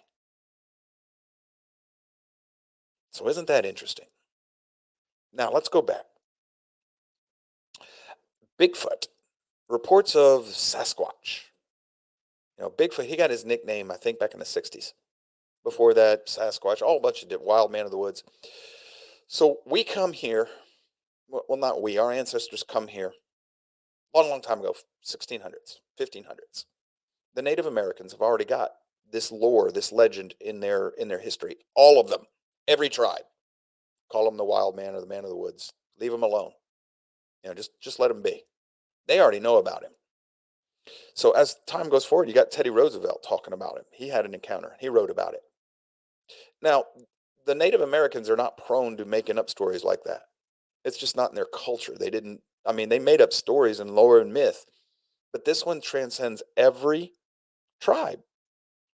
So why, if there's nothing to it? And then why does everything we find as we get going, we settle here and our peoples, whatever you want to think about all that, when we start encountering him, everything that we encounter with this creature matches um, matches the stories that we hear from the Native Americans. So we've never had, like he's 3 foot tall and he's got these weird eyes. None of that really exists. It's a consistent, steady description of not only the smell and the sound and the appearance, but also the behaviors throughout several hundred years, at least. That's called a vector. Now, the footprints, notice that they're not always huge. We find human-sized footprints all the time, which is exactly what I would expect to find if there are young out there growing into bigger size. And these footprints are all different sizes. Not all of them are huge. Some of them are just, about the size of some of our bigger basketball players. That's actually the average size is not all that much bigger than a human being's foot, like Kareem Abdul-Jabbar or Shaq or something. But the problem with it is they're shaped different. And the problem with it is we find them in places where no human should be, not to create a hoax. Here's the point of a hoax: to get found. But some of these footprints are being found in places where, hey man, if you're wanting to hoax it, you don't go 2 days trek by horseback out into the wilderness somewhere to put the hoax down. Say, well, Joe, that's easy. It's the guy who found it that hoaxed it. Except that a lot of times they find it in expeditions. Say, well, they were all in on it. Then at some point, one of those people in the expedition would admit to it. Conscience would get to them, especially when you're talking about over multiple expeditions. No, that defies logic and human nature. It doesn't work. And then when they get these casts, they find that they're broke in the center of the foot, not like a human being, but like an ape. It's hinged differently, exactly like what we would expect a large bipedal primate to look like. So the footprints that we're getting, not the right shape, not the right structure, perfect for what Bigfoot's supposed to be, not for a human. And then have you ever seen the one that has the birth deformity or the injury? Have you ever seen that video where anybody explained those casts? They've got them in pairs. The right foot, no problem. The left foot, there's a injury to that individual, whoever made those prints. And they had a podiatrist look at it. And he recognized what that was, because humans have something very similar. But then he said that this is at a place for a human. Said that if it had that deformity, it would have been a different location on the cast. So even if you are a faker who knew what you were doing, and you're going to make these set of footprints that's got the deformity in it so that you're going to be more convincing hoax, the chances of you knowing that you had to move it to represent the anatomy of a Bigfoot as compared to a human are much smaller. So not only are you got to know how to make this deformity, now you got to know where to move it so that it fits the biology of the creature you're supposed to be hoaxing. Doesn't work. In a normal world, that would be called solid evidence of the existence of this creature. For whatever reason, we don't want to admit he exists. Now, they have found prints where it laid down on its side to eat some of the fruit that they laid out for it. Where they got dermal ridge prints, they got knuckle prints, hand prints in the mud, dermal ridges, fingerprints, footprints. I've done this type of work for a living. You know how hard it is to make that type of a device to make a imprint with, to hoax that, dude.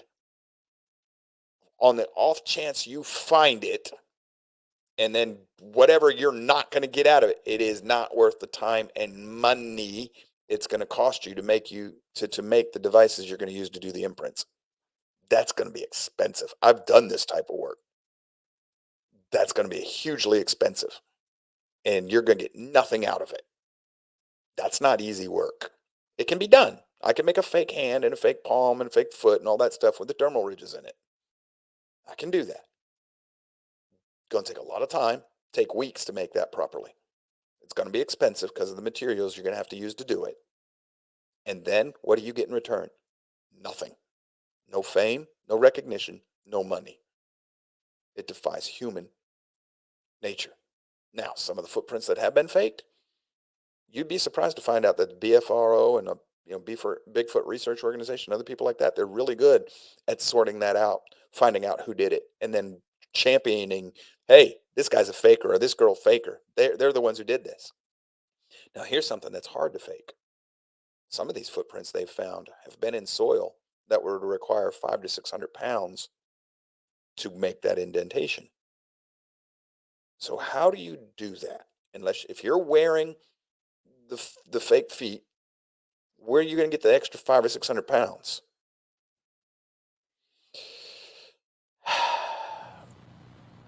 Good morning, Mr. Ford. How can we help you today? Hey, Joe, how you doing today? Doing fine. Yourself, sir? I'm pretty good, pretty good. Hey, I was just listening to you, and maybe you did, maybe I missed it. I don't know. You said you was gonna go over some stuff that you said. Believe. Have you did that yet? About what? I've been over a lot of stuff today. Yeah. Well, you said something about science. My God, it's science, and you can go over some of that stuff in the second hour. Yes, sir. We haven't got there yet. Oh, okay then. All Be right. patient. Well, We're gonna get to it next. Okay. You're right, brother. All right, man. Have a good one. No problem. Yeah, we're gonna get there. Now, Matt, he says, my biggest problem with this is for hundreds of years, there have been stories and circumstantial evidence, but I've yet to see anything but hair and footprints, no bones or bodies. They have found DNA. They will not say it's Bigfoot because they don't have a sample to compare it to. They've got many DNA samples that are all pretty much related, and all they can say is unknown primate. So there's DNA that might be what you're hunting for, Matt, but because they don't have a known species or sample to compare it to, they don't know what it is. So all they can say is unknown primate. Let me ask you something. What unknown primates are we aware of in this, at least in North America? It's a primate, but it's unknown. Well, that's part of what you're hunting for. Another thing you're looking for, you say you want bodies. Well, these guys might bury their bodies. I don't know. But we got a lot of hunters I know in the audience. How many of y'all ever run across the skeleton of a bear? Do we believe bears exist? Yeah. I used to tramp through the woods all the time in northern Michigan as a kid. I never ran across the skeleton of anything more than a deer or a small animal, and then it was only a piece or a part. The woods will consume this stuff. So for as many animals as I knew were running around up there, I found very few skeletons. It's not that we shouldn't expect to find one. It's just that every now and then, if we've got a species that there are not many of them to begin with, logic says we shouldn't expect to find the skeletons.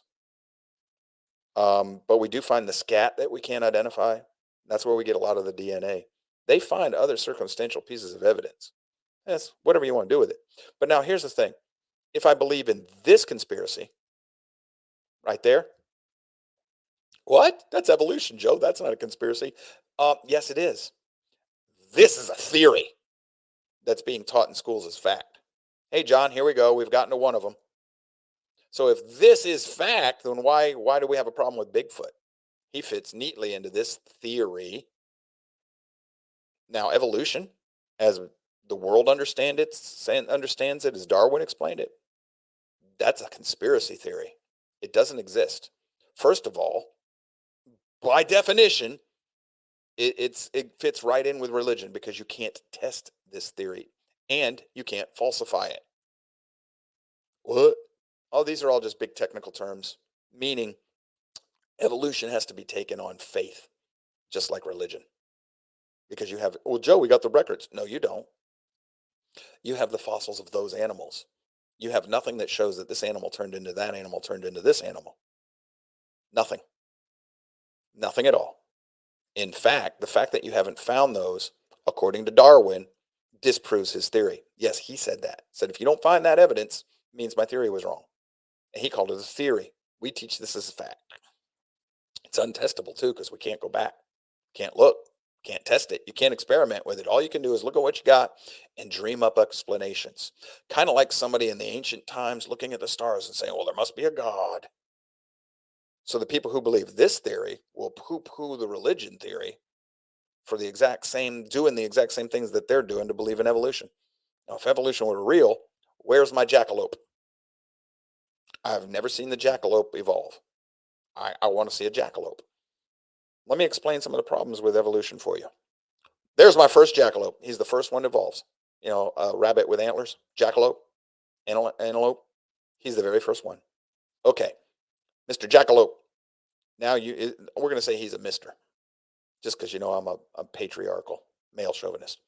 So where's Mrs. Jackalope? I don't know. Well, you're the first one to come out. We need a Mrs. so that we can have more jackalope. Well, I ain't got one. Okay, so what has to happen is not just like what Darwin said. I need to have a male and a female evolve at the same time of the same exact mutation in the exact same time and space that they can breed. Problem number 2. Let's just say we found Mrs. Jackalope and they go get busy in a family way with rabbits do. Can they actually produce? What? Well, of course they can, Joe. Nope. I can take a donkey and a horse and breed them to get a mule. And guess what? Mr. and Mrs. Mule will not make babies. So if I have a male and a female mutation at the same time in the same place, the next thing I got to do is, will they actually breed? Third, if they breed, does the mutation travel to the next generation? What? Well, most of the time, a birth defect does not pass on to the next generation. That's what we should expect from DNA. If it doesn't self-replicate and correct itself, life is not possible. What? Yeah, I got to explain this one to you. If DNA could not fix itself, you and I would have been dead before we were ever born because we would have devolved into a mass of cancer cells, just wild cells growing outside of themselves, mutations. And you had never formed a living organism that could survive. Well, the very fact that DNA does repair itself speaks against evolution. But don't bring facts or logic into these theories. We're dealing with faith here, folks. This is a religion.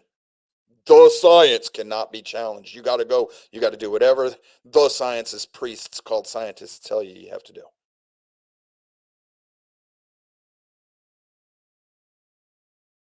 Yes, William says, you can mathematically account for the genetic changes between human DNA and primitive ancestor DNA. Yes, you can. But you cannot mathematically account for the fact that you've got a human being sitting here as fully evolved as we are in a universe that does not have enough time to get to that point. If we would have gelled into the first living being from the moment the universe cooled down enough to allow us to live, we do not have enough time for our species to have evolved by chance. And we're talking about the planet has to evolve and then we have to evolve. There's not enough time. That doesn't exist. Second of all of this happened in a universe where the governing principle is you go from order to disorder, not from disorder to order.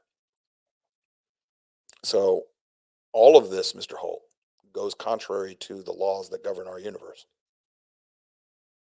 Everything about the theory of evolution goes against the grain of physical laws of this universe. Hence, I call it a theory. Most people call it a fact. I don't. Mr. Ford is going to chime in here. He says, exactly, in the same respect as you say religion is unfalsifiable. And you just said that makes evolution false. Religion is false too, right? Wrong. Mr. Ford, I'm testing evolution according to science's own principles, not the Bible's. I didn't say that you can't have evolution because the Bible said so. I tested evolution according to science's own rules. If I test the Bible according to the Bible's own rules, I will find it is and does exactly what it says it does. If I test the Bible according to science's rules, then I'll find what you've found. Nothing. Absurdity. If I test evolution against the Bible's rules, then that's what I find, an absurdity. But now here, let me give you a little quickie here, Mr. Ford. That absurdity is exactly what the Bible tells me that those who reject it will find. Foolishness. So you see, we just actually affirm the Bible while undercutting evolution. Thank you for playing, sir. There's you another untestable theory. Climate change. Da-da-da! Cool thing about climate change. It started out as global cooling. Then global warming. Then back to global cooling. And when that didn't work, climate change. Because now we had a single generation that had been alive long enough to see that it had gone back and forth at least 3 times, and nothing that they were told had ever happened. So they had to go to climate change. Well, yeah, man, the climate's been changing since before man was around, right? So unless you tell me how the climate changed before man existed, assuming that that's the way it actually worked, we're back in the science world. Unless you can show me that, you're gonna have a problem with this theory. Let's see here. Hold on a second. Something going on in the classroom. Let's just read this comment real fast. We'll see where it's go. All evolution proposes. Notice I did not say Darwin, blah, blah, blah. Most successful life forms in their environment survive to pass on their genetic information. Evolution doesn't have a detective property. It has an emergent property. Mr. Holtz, do not confuse evolution with adaptation. They're not the same thing like Darwin said they are. If you lift weights today, Mr. Holtz, lift them, and you keep at it for 3 years, your body's going to change, yes? And yet when you have a child afterwards, does that child come out with those changes to your body? Nope. But what I just described would explain why the beaks were so much bigger on the birds that were at the Galapagos Islands where Darwin was when he came up with his theory, because the nuts that they had to eat were stronger than they were in other places where those birds had come from. So Darwin looked and said, look, evolution, bigger beaks. I look at it and say, alternative explanation, adaptation. Until you prove one way or the other, which science has never done, you don't know if what you're looking at is just adaptation of the individuals or if it's actually a genetic change in the species. All I'm saying, water jug, is we don't know. Mostly because nobody's ever tried to prove it one way or the other. And if you try to prove it's real, evolution as we understand it's real, you can't. You and I cannot travel back in time. All we can do is look at the evidence we have now and guess at it. Then we run into the problem that we have fossils, supposed fossils, replaced by minerals that are millions of years old that actually still have flesh in them that we can test the DNA on. And scientists tell us that that shouldn't be possible for, after 5, 6, 7,000 years, that shouldn't be possible at all. Shouldn't even have flesh. And yet we do. Now that affirms another story I know, but it doesn't affirm evolution as we understand it or as the theory's pushed. Back to climate change. Same thing. Now here's the thing I want to know.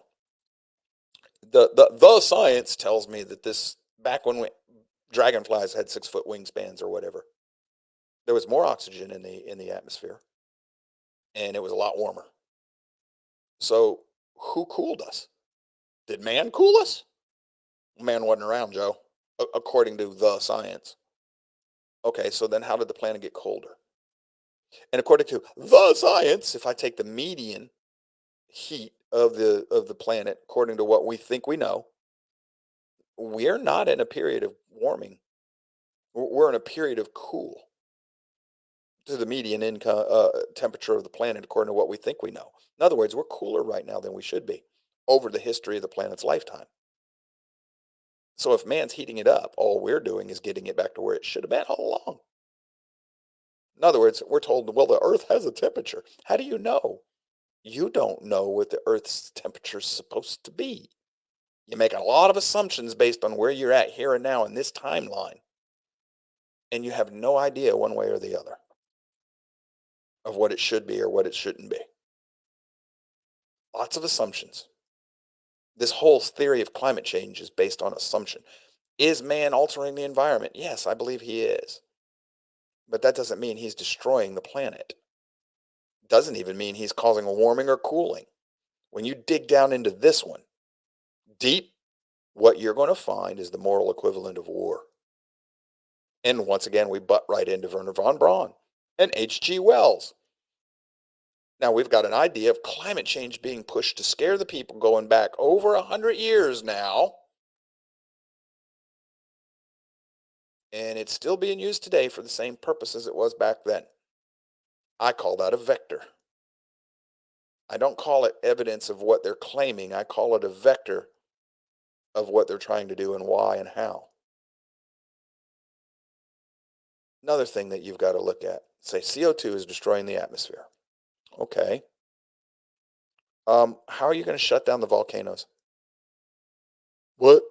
You get more CO2 out of the volcanoes than you do from man. How are you going to shut them down? What volcanoes, Joe? When's the last time you ever Googled active volcanoes on planet Earth? They're always going. They produce more CO2 every year than we do. Shut down the volcanoes. That solves your problem. Somebody called Tommy Lee Jones. I saw him do it on the movie one time. He can do it. And then if you do, how's that going to change things? Well, no, not enough CO2. No more CO2, so greenhouse gas. Stop. The science told us at one point that that's what caused global warming, and now they're telling us that that's actually a latent effect.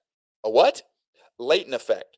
It means that the rise in CO2 they thought caused the global warming actually comes after the warming's already been established. Excuse me, I thought you were scientists. I thought you knew this stuff. Oh, well, we were wrong. We're learning now. Eggs be good, eggs be bad, eggs be good, cholesterol bad, back and forth for at least as long as I've been alive. Got a story for Manic Monday about how red meat's no longer bad for us. The science never figures out what the heck it wants until somebody with money pushes it in their hand and tells them what to give them. And then all of a sudden, the science always seems to find what the people with the money want them to find. Amazing. Okay, well, Joe, that doesn't really work. Get that variable out of there before you want me to listen to your science. Well, Joe, without the money, I can't. There you go. A variable you can't get rid of, huh? And yet I'm supposed to believe your result when I know I got a variable there that changes that result no matter what you do. All I'm doing is pointing out things, folks, as to why I'm skeptical of this stuff. I know human nature. I'll put that above anything else science tells me. Human nature first. Now, what did you find? Humans. So, what I have that bugs me is the models never work. Ever. Not once. None of the climate change models have ever matched what we were told was going to happen. You know, the results down the road match what we were told. Never. Not one. Here's a parallel. If you let me be the socialist this time, I will be the first in history to make it work. Never works. If you let me be in charge of climate change this time, I'll finally give you the model that works. Never happens. Just this past year, we were supposed to be wiped off the face of the planet in Florida because of all the massive hurricanes caused by the climate change. We had a pretty docile hurricane season this year. Your model was garbage. Garbage in, garbage out. Wait a minute. COVID. We all had to lock down because some pointy head idiot getting a lot of money from a government in England told us that 200 million people were going to die if we didn't lock down. COVID's going to kill the world. So we all locked down and never even got close to his predictions. How much you want to bet he got the money he wanted?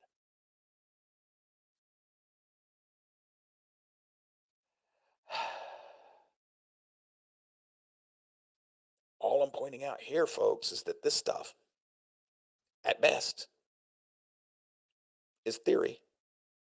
At worst, It's a conspiracy because there are people involved in pushing the theory, knowing that it's bad theory.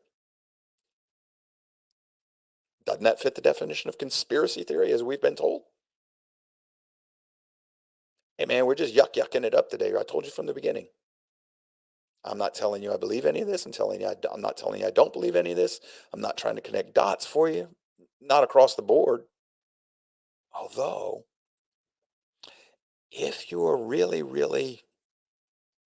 if you've been paying attention, if you're a good student, this is connected to this, is connected to that, and to that, and to that, and to that, and to that, and to that, that, that.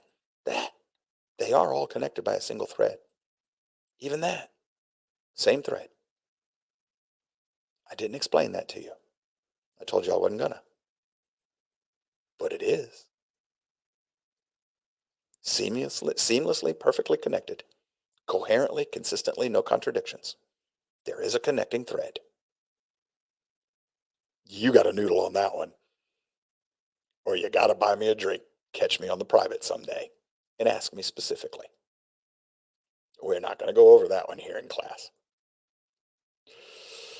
Flat or round earth? Round. Bible says so. No, Bible says it's flat. No, it doesn't. Go read Job again, folks. Although the math exists to tell you that the earth is at the center of the universe. What? Yeah. Isn't that cool? The earth is at the center and the sun orbits us and all that stuff. Math exists. Now, I don't believe it, but remember what I was telling you earlier in class? I can get math to do whatever I want. There you go. So, tomorrow, Founding Fathers Friday, we'll get back on it. I don't know if we'll touch on logic or not, but I got some more of that to share too if we want to. We'll get to it. I thank everybody that's been with us today. I see people found us on Rumble. Got more people watching on Rumble than everywhere else. That just makes me happy because it helps my Rumble page. I got nothing. Hey, man, we are going to stay on Freedom Networks. Don't get me wrong. We ain't going nowhere. But Rumble is where my show needs to be because I will be less likely to harm Freedom Networks there. I'm more trouble than everybody else on Freedom Networks combined. And I know that. And Steve knew that. Because I'm not going to shut my mouth. I'm a radical, free thinker. I'm one of the first ones the communists got to kill. I am aware of that. And I'm not going to... One of the problems is when I explain some of this to you, you might not agree with me. You might vehemently disagree. But when somebody goes, prove him wrong, you go, not in every case, but a lot of cases. If you want to rationally prove me wrong, that's what you run into a lot of times. I can't. All right. Come back when you can. I'll be here. But anyhow, it's all fun and games, folks. At least it is to me. Hopefully I entertained you a little bit today. Oh, there you go. Before we leave, got to throw that on the chalkboard. If you can't see the chalkboard, I can't help you with this one. I'm not allowed to tell you everything I see in here. But I like this one. A lot more truth there that people want to accept right now. And if you're being honest with yourself, you know it. Like I always tell you, man, I'm glad y'all are here. Please tell others about us. I do love each and every one of you, even Dodo Cop. You know, it's that agape love, man. And God type love. God love. It's not always easy to practice. I'm trying. I'll never get there. I am hopelessly flawed, and I know that. Most of y'all are much better people than me. I tell you that all the time, too. But for whatever reason, you show up every day, so I'll be here again tomorrow. Until then, y'all take care. Stay safe.